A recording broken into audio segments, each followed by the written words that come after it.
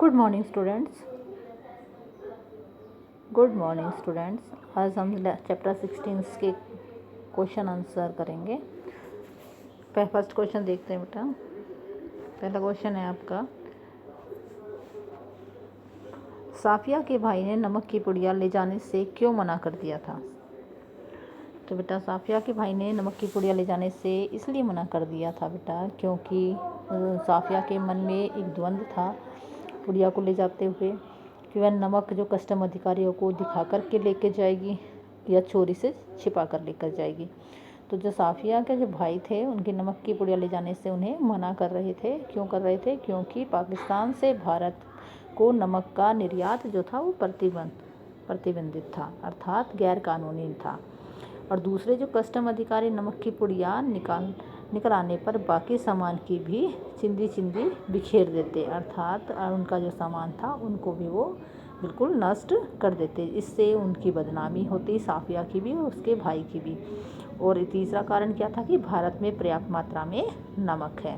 ठीक है, तो ये क्या है, नमक का विरोधी कानून था कि कानून है कि पाकिस्तान से भारत में नमक का निर्यात नहीं किया जा सकता है, गैर कानूनी है। ठीक है, और दूसरा बदनामी होती, इसलिए वह उसके भाई ने उसे नमक ले जाने से मना किया था। सेकंड क्वेश्चन देखिए बेटा। सेकंड क्वेश्चन है आपका बेटा, नमक की पुड़िया ले जाने के संबंध में साफिया के मन में क्या द्वंद्व था? ठीक है, तो उसमें जब भावना के बदले बुद्धि हावी होने लगी। ठीक है, पहले क्या था, साफिया के मन में भावना थी बेटा, जब भावना के बदले बुद्धि हावी होने लगती है तो साफिया का जो मन है वो द्वंद्व से ग्रस्त हो जाता है और वो सोचने लगती है कि कस्टम वाले जो पुड़िया ले जाने देंगे या नहीं। यदि उन्होंने उसे ले जाने के लिए मना कर दिया तो उसके वादे का क्या होगा जो वह सिख बीबी से करके आई थी। यही वादा जो उसने अपनी सिख बीबी से किया था। साफिया जो कि सैयद थी, इसलिए उसने सोचा कि यदि वह नमक न लेके गई तो क्या होगा, क्योंकि सैयद लोग कभी भी वादा नहीं तोड़ते हैं, जान देकर भी अपने वादे को पूरा करते हैं। तो इस तरीके से जो साफिया थी उसके मन में द्वंद्व चल रहा था। थर्ड क्वेश्चन देखिए बेटा। जब साफिया अमृतसर पुल पर चढ़ रही थी तो कस्टम अधिकारी निचली सीढ़ी के पास सिर झुकाए चुपचाप क्यों खड़े थे? क्योंकि बेटा साफिया जो है वो अमृतसर पुल पर जब चढ़ रही थी तो कस्टम ऑफिसर जो निचली सीढ़ी के पास सिर झुकाए चुपचाप खड़े थे। सिख बीबी का प्रसंग छिड़ने पर उन्हें अपने वतन की याद आ गई थी और वे सिख बीबी व साफिया की भावना से भी प्रभावित हो गए थे और उन्हें दूसरी जगह आकर भी अपने वतन की चीज़ें बहुत याद आ रही थी। ये सब चीज़ें जो हैं राजनीतिक उद्देश्यों के कारण एक दूसरे से अलग हो गई थी, अर्थात साफिया की बातें सुन करके जो कस्टम अधिकारी थे उनको अपने वतन की याद आ गई थी, उन्हें भी अपने वतन की जो चीज़ें थी वो बहुत याद आ रही थी। ठीक है, जिसके कारण वो सिर झुकाए चुपचाप निचली सीढ़ी पर खड़े थे। फोर्थ क्वेश्चन देखिए बेटा। लाहौर अभी तक उनका वतन है और दिल्ली मेरा, या मेरा वतन ढाका है जैसे उद्गार किस सामाजिक यथार्थ का संकेत करते हैं? तो बेटा जो ये पंक्ति है इसमें किस सामाजिकता के वास्तविकता को संकेत किया गया है? तो इसमें बताया गया है कि बेटा इन उद्गारों से यह स्पष्ट होता है कि चाहे राजनीति या भूगोल देश की सीमाओं को बांट दे, ठीक है, अथवा देश को टुकड़ों में बांट दे, सीमाओं में बांट दे, टुकड़ों में बांट दे, लेकिन लोगों के मन को नहीं अलग किया जा सकता, क्योंकि लोगों का जो मन होता है वो किसी तरीके के बंटवारे को स्वीकार नहीं करता। एक पाकिस्तानी को दिल्ली प्यारी है तो एक हिंदुस्तानी को लाहौर प्यारा है। ठीक है, दो दिलों में जो है आज भी एक दूसरे के लिए प्रेम भावना है। तो ये राजनीति और भौगोलिक दृष्टि से चाहे देश अलग हो जाए, लेकिन मानसिक रूप से ये देश लोग जो है इस बंटवारे को स्वीकार नहीं कर पा रहे हैं। फिफ्थ क्वेश्चन है बेटा, नमक ले जाने के बारे में साफिया के मन में उठे द्वंद्वों के आधार पर उसकी चारित्रिक विशेषताओं को स्पष्ट कीजिए। ठीक है, तो नमक ले जाते समय साफिया के मन में अनेक द्वंद्व उठे, इससे उसके चरित्र की कौन कौन सी विशेषताएं उभर कर सामने आती हैं? फर्स्ट आती है बेटा भावुक। जो साफिया थी एक भावुक स्त्री थी, वह सिख बीबी की भावनाओं को मानती थी और उसी के आधार पर लाहौरी नमक को भारत ले जाना चाहती थी, जो कि गैर कानूनी था, और जानते हुए भी वह भावनाओं को क्या करती थी, बड़ा मानती है, इसलिए वह एक भावुक स्त्री थी। सेकंड, वादे की पक्की। साफिया जो एक सैयद थी, सैयद होने के नाते वह अपने वादे को किसी की कीमत पर पूरा करना चाहती थी, लेकिन वह गलत तरीके से भी क्या है, नमक को ले जाना नहीं चाहती थी, तो वो वादे की भी पक्की थी। 6th क्वेश्चन देखिए बेटा। मानचित्र पर एक लकीर खींच देने से जमीन और जनता बढ़ नहीं जाती है। उचित तर्कों व उदाहरणों के जरिए इसकी पुष्टि कीजिए। बेटा, राजनीति और कूटनीति के चलते देशों के क्या हो जाते हैं, टुकड़े हो जाते हैं, देश कई टुकड़ों में बंट जाता है। भारत की कूटनीति का शिकार रहा है, भारत भी इसी कूटनीति का शिकार रहा है। भारत आज पाकिस्तान और बांग्लादेश के कारण 3 टुकड़ों में बंट गया है, लेकिन सौभाग्य इस बात का है कि लोगों के दिलों में किसी भी प्रकार की दरार या लकीर नहीं खिंची हुई है। लोग आज भी एक दूसरे से मिलते हैं, उनमें वही भाईचारा और वही प्रेम भाव है। हिंदुस्तान में इन देशों के नागरिक आते जाते हैं, यहाँ से नागरिक इन देशों में भी जाते हैं और एक दूसरे की भावनाओं का सम्मान करते हैं। तो क्या यानी मतलब मानचित्र में क्या है, मतलब राजनीति के कारण जो है भौगोलिक दृष्टि से जो है देश का बंटवारा हो गया है, लेकिन लोगों के दिलों में आज भी अपनापन और प्रेम कायम है। 7th क्वेश्चन देखिए बेटा। नमक कहानी में भारत व पाक की जनता के आरोपित भेदभाव के बीच मोहब्बत का नमकीन स्वाद घुला हुआ है, कैसे? नमक जो कहानी है बेटा, इसमें भारत और पाकिस्तान की जनता के आरोपित जो भेदभाव के बीच में प्रेम का जो नमकीन स्वाद घुला हुआ है, उसमें प्रेम और स्नेह का क्या है, स्वाद है। इस स्वाद में जो है अपनापन है। लेखिका का अपने भाइयों परिचितों से जो स्नेह, सिख बीवी का लाहौर से जो लगाव है, कस्टम अधिकारियों का दिल्ली व ढाका से जुड़ाव जो दिखाया गया है इस कहानी में, ये सब जो बातें हैं दोनों देशों की जनता के बीच में स्नेह भाव को, प्रेम भाव को दर्शाते हैं।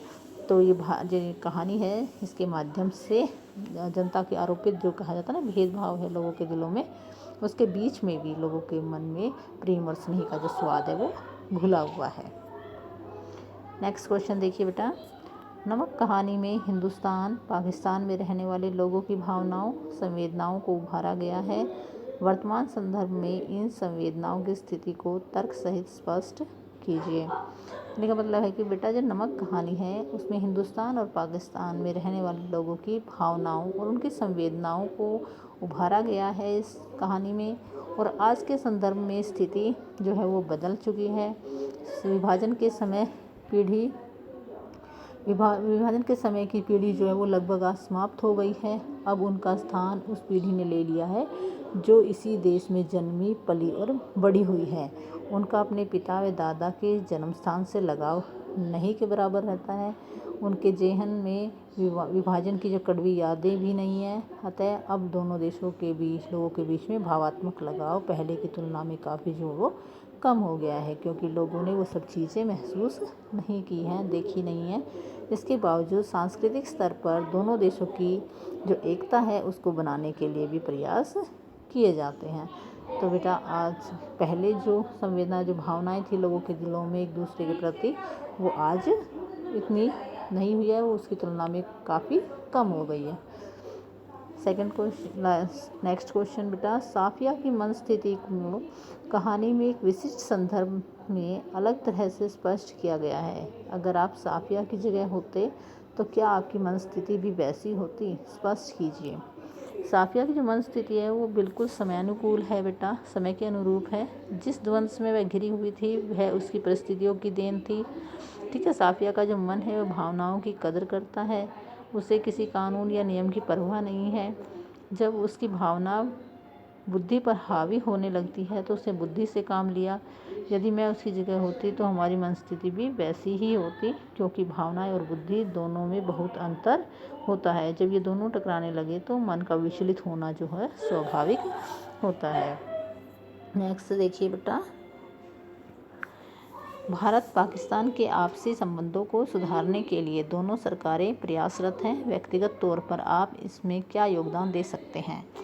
भारत पाकिस्तान के आपसी संबंधों को सुधारने के लिए मैं व्यक्तिगत तौर पर निम्नलिखित योगदान दे सकता हूँ। क्या योगदान दे सकते हैं बेटा? कि मैं व्यक्तिगत तौर पर अपने मन से शत्रुता का जो भाव जो है वो बाहर निकाल दूँगा। सेकंड, मैं अन्य नागरिकों के मन में भी पाकिस्तान के प्रति भरे जहर को बाहर निकालने की कोशिश करूँगा।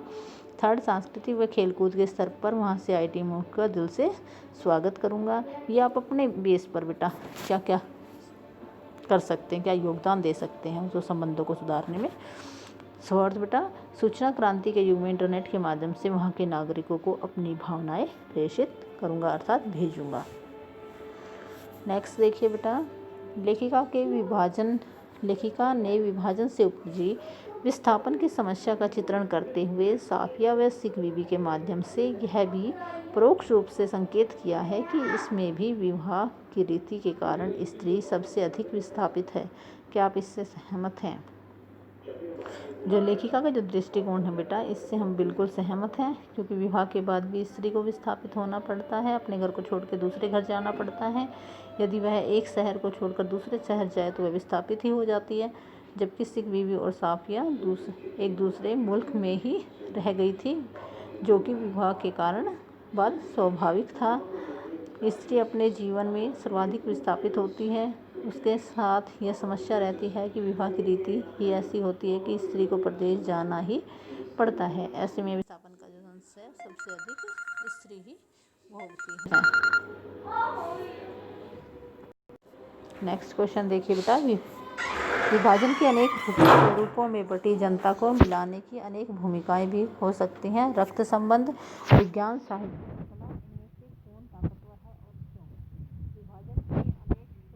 में बटी जनता को मिलाने की अनेक कमियां हो सकती हैं बेटा। एक तो रक्त संबंध, दूसरा विज्ञान, तीसरा साहित्य और कला। इनमें सबसे ज़्यादा जो ताकतवर है वो साहित्य व कला माध्यम हो सकता है। यह जो माध्यम होता है वो भावनाओं पर आधारित होता है और इसमें एक दूसरे के प्रति अत्यधिक स्नेह भाव, प्रेम भाव होता है। रक्त संबंधों का जो दायरा होता है वो सीमित होता है।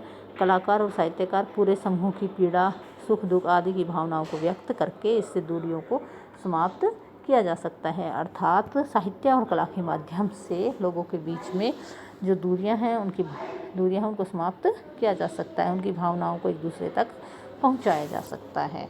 ओके बेटा, ये जो क्वेश्चंस हैं आप कर लेंगे और एक्स्ट्रा क्वेश्चंस जो भी बनते हैं उनको भी आप कर लेंगे। ओके बेटा।